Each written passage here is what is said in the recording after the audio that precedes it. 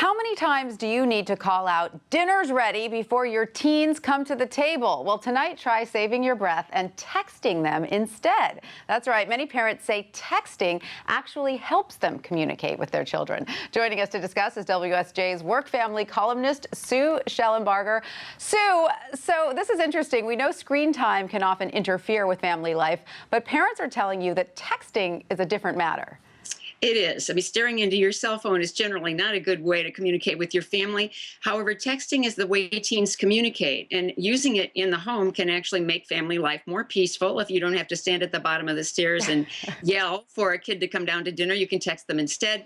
Little reminders like bring your gym clothes.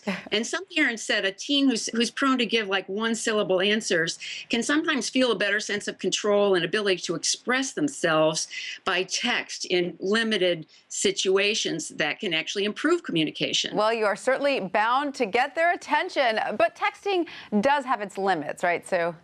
Absolutely. I mean, you should never let a kid try to punt a difficult conversation via text, call them to a face-to-face discussion. You really need to teach teens to have those difficult face-to-face conversations.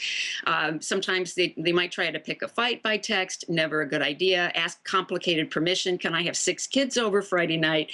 You need to talk face-to-face about some of these things. And of course, never at mealtime or before or right after bedtime. It will just disrupt kids' sleep. Absolutely. Now, as you mentioned, though, earlier, some teens have an easier time opening up to a difficult conversation by text. So is it okay to get it started and then move it to a face-to-face scenario?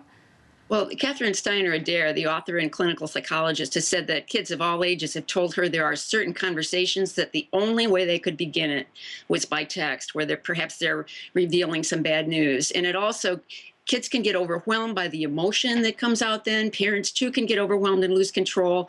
Sometimes it works as a way to introduce those tough topics and then go to face later. And the emojis always help, too. I found boys in particular apologizing for something tended to use emojis to look contrite. I love that. Thank you so much, Sue, for all of that. My kids are still a little too young for texting, but now I'm going to be much more amenable when it inevitably happens.